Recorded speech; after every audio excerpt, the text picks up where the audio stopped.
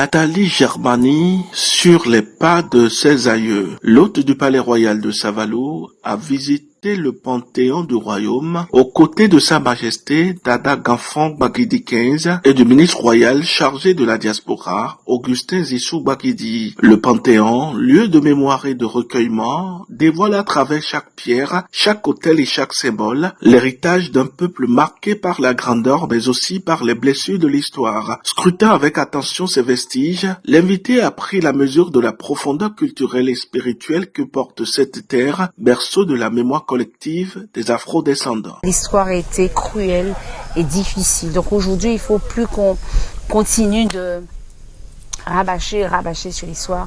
Là, on a fait un sacré grand pas. Je remercie encore son Excellence Patrice Talon parce que vraiment, il répare des milliers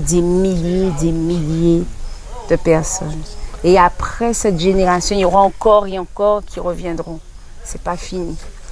Je ne sais pas s'il s'est rendu compte de ce qu'il a fait, mais mon Dieu, que c'est grand ce qu'il a fait, qu'il a rendu vraiment la possibilité à toute tête de se réparer. Sa Majesté Dada Gamfong Baguidi XV a rappelé les méfaits de la déportation des Noirs, ce drame qui a arraché des milliers de fils et filles d'Afrique à leur terre natale en soulignant la nécessité impérieuse d'offrir un retour aux racines à tous les afro-descendants éparpillés à travers le monde. Visiblement émue, Nathalie Germani a exprimé toute sa satisfaction d'avoir non seulement été accueillie dans la pure tradition royale, mais d'avoir touché du doigt aussi bien les réalités profondes de ce royaume, symbole de mémoire et de fierté, que le marché de la traite négrière. Beaucoup d'émotions.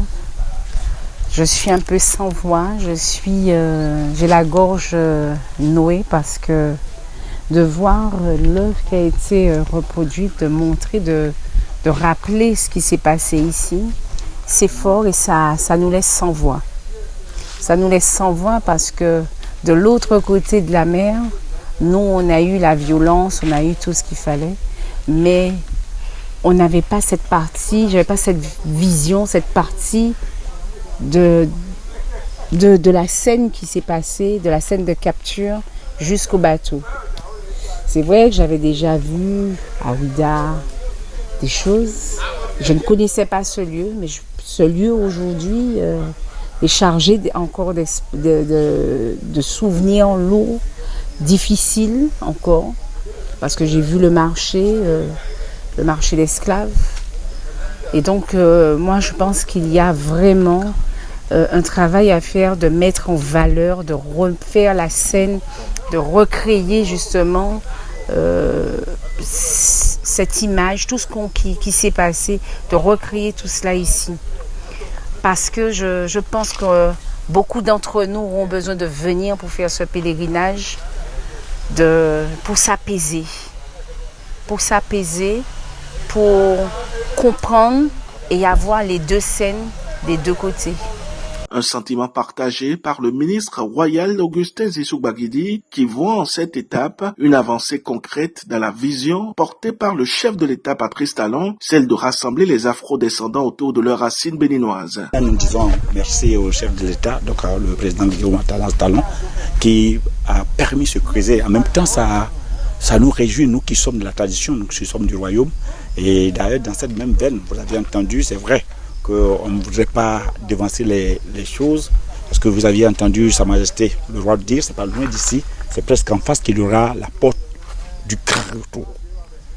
C'est avec Sa Majesté lui-même en personne qui va se déplacer pour venir donc à Martinique, dans les Caraïbes, dire à ses enfants qu'ils sont la bienvenue, qu'ils peuvent rentrer à la maison, parce que non seulement le président a pris des dispositions pour qu'ils puissent être naturalisés, mais ici, beaucoup de choses les attendent, ils ont l'espace, ils ont là où ils vivront. Une visite riche de sens qui marque un pas de plus vers la grande réconciliation historique et culturelle entre le Bénin et sa diaspora et qui acte l'opérationnalisation de la porte du grand retour. Le royaume de Savalou s'apprête ainsi pour accueillir dans les prochains jours, grâce au ministre royal Augustin Zissou Baguidi et Sa Majesté Gamfong Baguidi XV, l'ambassadeur du Bénin chargé de la diaspora afro-descendante pour les Antilles.